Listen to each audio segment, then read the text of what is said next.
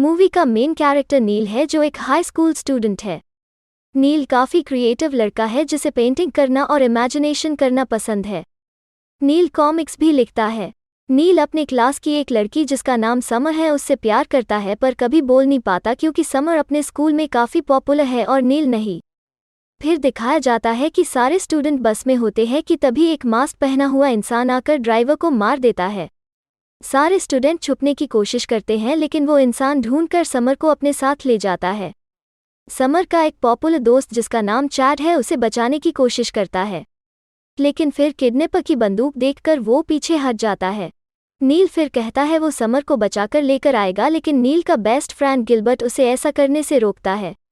Gilbert कहता है कि समर उसे जानती भी नहीं है, लेकिन नील समर को बचाने निकल जाता है। वो ड्राइवर को हटाकर गिलबर्ट को कहता है कि वो बस चलाएं और खुद बस के छत पर चढ़ जाता है। जैसे ही बस किडनैपर के कार के पास आती है नील उसके कार पर कूद जाता है। नील किडनैपर को पकड़ने ही वाला होता है कि गिलबर्ट से बस का कंट्रोल खो जाता है और वो कार में टक्कर मार देता है। सब लोग डर जाते हैं कि तभी नील समर को उठाए हुए बाहर निकलता है। समर नील को डेट पर जाने के लिए कहती है कि तभी हमें पता चलता है यह सब नील का इमेजिनेशन था। नील बस एक कॉमिक बुक लिख रहा था जिसके अंदर वो खुद बहुत सुंदर और पॉपुलर है। फिर नील की एक छोटी बहन जिसका नाम जैकलिन है उसे दिखाया जाता है। जैकलिन नील से ज़्यादा पॉपुलर है और वो दोनों आपस में काफ़ी झगड़ते हैं पर एक दूसरे से प्यार भी बहुत करते हैं। स्कूल में समर सारे स्टूडेंट को अपने बर्थडे पार्टी में इनवाइट करती है। नील को बुरा लगता है क्योंकि उसे पार्टी में बुलाया नहीं गया। गिलबर्ट नील को कहता है कि रात को 11:11 पर कोई विश मांगे क्योंकि उस समय सारी विश पूरी होती है।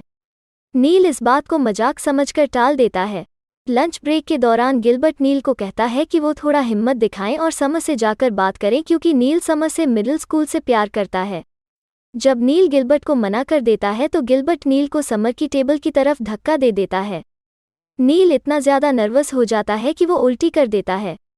नील को पता है कि अब उसे पार्टी में इनवाइट नहीं किया जाएगा और वो खुद को कमरे में बंद कर लेता है। गिलबर्ट नील से मिलने आता है और फिर दोनों साथ में एक डांस रूटीन परफॉर्म करते हैं जिसके बाद नील थोड़ा अच्छा फील करता है। फिर दोनों घर के छत पर चढ़कर तारों को देखते हुए दिन में जो कुछ भी उनके साथ हुआ उसके बारे में बात करते हैं। नील का पड़ोसी जिसका नाम जिमी है वो एक मिलियनेयर है और वो हर रोज नई लड़कियों और गाड़ियों के साथ घर आता है। दोनों दोस्त जिमी से बहुत जलते हैं और फिर दिखाया जाता है कि जिमी 3 लड़कियों के साथ घर के अंदर जाता है। सोने से पहले नील देखता है कि घड़ी में 11:11 हुए हैं और वो समर के साथ एक सेकंड चांस के लिए विश मांगता है। अगले दिन नील उठकर हुडी से अपना मुंह छुपाते हुए स्कूल के अंदर आता है। गिलबर्ट उससे बात करने में अनइंटरेस्टेड दिखता है और आगे बढ़ जाता है। नील शीशे में देखता है कि वो एक बहुत ही सुंदर और अट्रैक्टिव लड़का हो गया है पुराने वाले नील के कंपैरिजन में। यहाँ तक कि उसकी बॉडी और आवाज़ भी बदल गई है। इसका मतलब उसने पिछली रात को जो विश मांगा था वो किसी तरह से पूरी हो गई। वो जहाँ से गुजरता है लोग उसे ग्रीट करते हैं।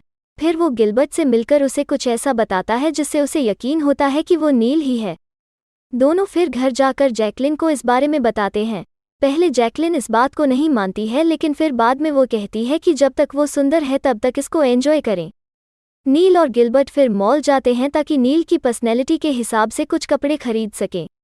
मॉल में एक अनजान इंसान नील को एक पार्टी के लिए इनवाइट करता है जिससे नील को लगता है कि सुंदर लोगों को कितना फ़ायदा होता है। वो इंसान उसे बताता है कि इस पार्टी को एक बहुत अमीर औरत जिसका नाम विक्टोरिया है वो होस्ट कर रही है। इस पार्टी में लोग बिना कपड़ों के आएंगे। गिलबर्ट इस इनविटेशन को एक्सेप्ट कर लेता है क्योंकि समर के पार्टी ने उन्हें वैसे भी नहीं बुलाया गया है। दोनों फिर एक म्यूजिक शॉप जाते हैं जहां वो समर से मिलते हैं। समर उन्हें वहां पार्टी में इनवाइट कर देती है। नील इससे बहुत खुश हो जाता है। गिलबर्ट उसे एक गर्लफ्रेंड बनाने बोलता है ताकि नील को कॉन्फिडेंस आए। दोनों को लगता है कि सारे कूल लड़कों के पास एक महंगी गाड़ी होती है। अगर इनको भी एक मिल जाए तो समर ज़रूर इम्प्रेस हो जाएगी। उन्हें लगता है इस काम में नील का पड़ोसी जिमी इनकी मदद कर सकता है।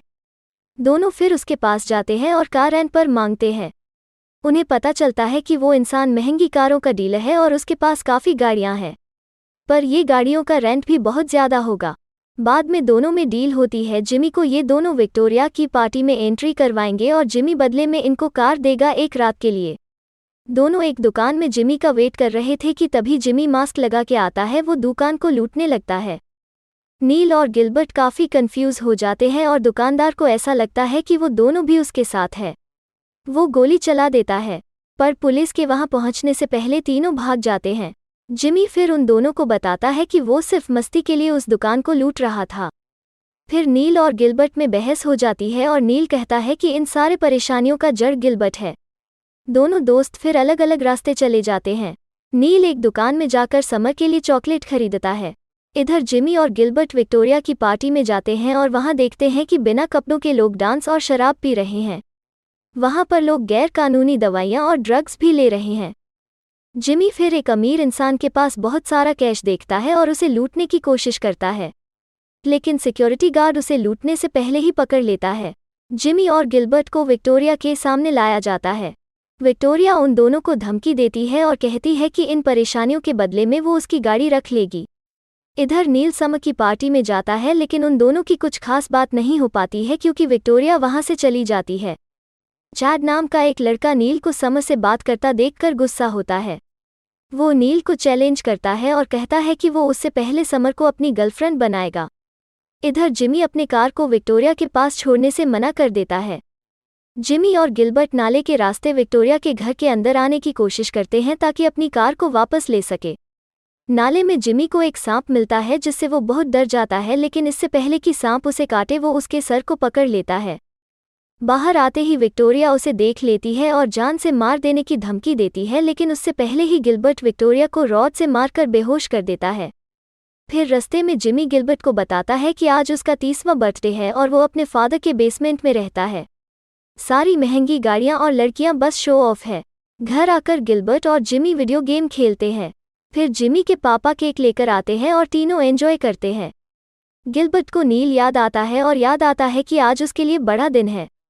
जिमी और गिलबर्ट फिर कार में बैठकर समर की पार्टी में जाते हैं नील को सपोर्ट करने। चैड एक डांस कंपटीशन स्टार्ट कर देता है समर को इम्प्रेस करने के लिए। नील मीडियोकर सा डांस करता है कि तभी गिलबर्ट आकर उसके साथ डांस करने लगता है। दोनों साथ में काफ़ी अच्छा डांस करते हैं। चैड इस डांस को देखकर गुस्सा हो जाता है। चैड फिर नील को स्विमिंग पूल में गिरा देता है। नील भी बाहर आके चैड और उसके दोस्तों को पूल में धकेल देता है। समर उन दोनों पर गुस्सा हो जाती है और उन्हें पार्टी छोड़कर जाने के लिए बोलती है।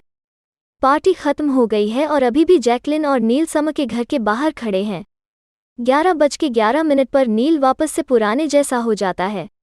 जैकलिन नील को इस बारे में नहीं बताती है और उसे कहती है कि नए कॉन्फिडेंस के साथ जाकर समर से बात करें।